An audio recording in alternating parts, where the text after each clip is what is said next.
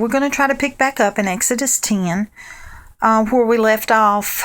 Let's see, we were in Exodus 10:21 when the Lord took us to Revelations 9 to see the darkness that was there, and how that he showed me through that the locust in Revelations 9 and the locust back here in Exodus 10. Anyway, y'all need to go back and watch those videos if you haven't. The ones entitled Darkness and Locusts. There's a few within that. I can't remember just how many. And then it's important that you watch the 3 videos, the bride, the backslidden, and the lost, before we proceed, because the Lord has given me what is in those videos. He gave to me, and that's what we are to understand that those 3 groups represent, and it's going to help you to understand these things that He's shown me that I'm about to share with you. Now, some of this may seem to some of you, you're going to be in disagreement with it, I figure. All I ask is that you seek the Lord on all things. Please do not come attacking me. The Lord is showing me these things. I'm not, these are not things I could make up. It is too intricate in the scriptures and how He has pulled this all together for it to be something I'm making up, okay? Because I am not the kind of person that would ever misrepresent anything from the Lord, not intentionally ever. I might misunderstand something and present it wrong, but I would never intentionally misrepresent anything. And if I had any doubt whatsoever, I would not present it until I was sure of it from the Lord. I had confirmation from the Lord, and I'm going to tell you, I've got confirmation on these things I'm about to share with you. And it has really I don't even know how to say it. These things, when it dawns on me what the Lord is showing me, it gives me an excitement that I can't explain. And it humbles me to think that He finds me worthy to share these things with. And I thank Him for it. But please seek the Lord in understanding on all this, because I assure you, this is not something that's coming anywhere but from the Lord, okay? All right. We're going to look back just briefly at what we saw with verse 21, how the Lord had took us to Revelations 9.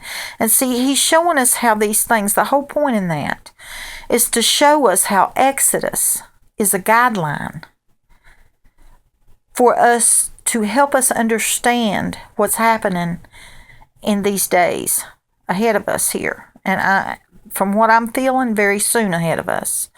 The things that God's revealing now are things that I don't think He would be revealing unless we are very close, and I feel that we are. Again, I say it humbles me that God would share these kind of details with me. And at the same time, it excites me to a level that I can't put in words. But anyway, let's proceed. The Lord has showed us here in verse 21 how these things are tied into the last days as we went to Revelations 9. And you can look back at the videos if you're not familiar with that. But what I want to go to now is verse 22. And it says, "And Moses stretched forth his hand toward heaven, and there was a thick darkness in all the land of Egypt 3 days." Okay, we keep hearing about the 3 days of darkness. Now here we see the 3 days of darkness in the scriptures.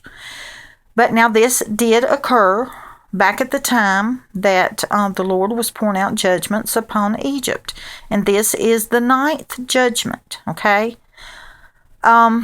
I cannot sit here and tell you at this point in time that God is telling me, yes, we are going to see 3 days of darkness, because God's not revealed that to me. Now, He may, as we get further into this, because He's showing me things every day. I mean, things that I had not seen before.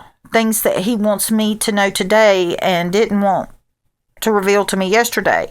I mean, each day I'm learning new things from the Lord. So, he may at some point show me, okay, now I'm going to tell you, you're going to have 3 days of darkness, but he has not told me that yet, okay? But we are looking at this because this is what the Lord showed me, okay? We have a period here of 3 days of darkness. And first of all, he took me on a search of different events that have taken place in the Bible that were a period of 3 days. And what he has showed me through that will amaze you as we get into it. But this 3 days of darkness is clearly a time of separation because it says they saw not one another, neither rose any from his place for 3 days. But all the children of Israel had light in their dwelling. Okay, up here we see the darkness, okay? Right there. And here we see the light. So that clearly is speaking to us not just in the physical, but in the spiritual. Because we know that there is a spiritual darkness that is coming across this earth. And we know that there is a spiritual light, which is what comes from Christ through us, okay? I'm going to cut this video off right here and leave you with the thought that we are getting in here to what is a time of separation, a time of division, and a time of provision, okay? And I'll be back with another video shortly. Thank you.